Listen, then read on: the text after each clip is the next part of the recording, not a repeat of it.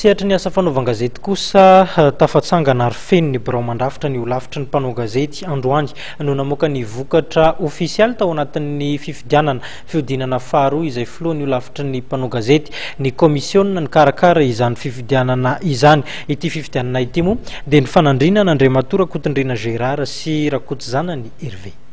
Rakotonirina Gérard no voafidy ho filohan'ny olavitra ny mpanao gazety. 7,20 isanjato vato manakely no azony raha toka 7,20 no salanisa ho amin'ny mpifaninana taminy Rakotonjanany Hervé araka ny valim-pifidianana avoakan'ny vaomera amin'ny fifidianana androany.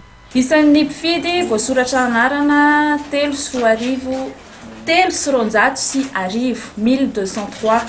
Isan'ny mpifidy nandasabato ny sabotsy 9 Desambra lasa teo 7,50 Isan'ny vato fotsy sy tsy manakery miisa 2,20. Isan'ireo vato manakery kosa 5,30 sy 500.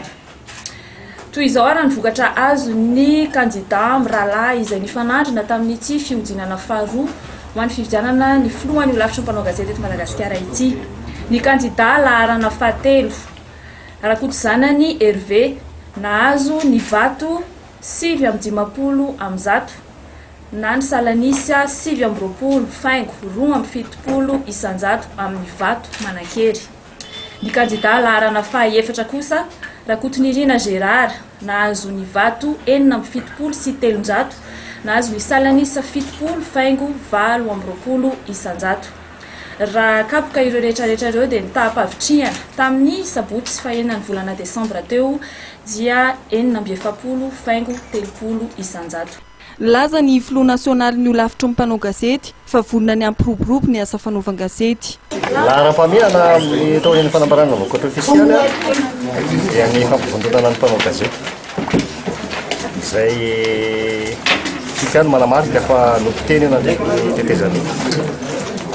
Kanefa na izany aza nandritry ny fitotoana tsy nisy ny birao olavitra mbo miezaka no mendrika foana mpanao gazety eo anatin'ny fanatanterahany asany.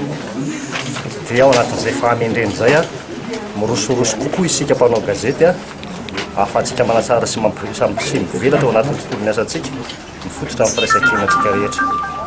Izay no lalam-pahamehana. Ankoatr'izay betsaka ny fandaharan'asa. Za anisany nanana fandaharan'asa koa ireto ny ataoko raha voafidy voalohany ny olavitra kanefa manana birao miara-miasa amiko koa.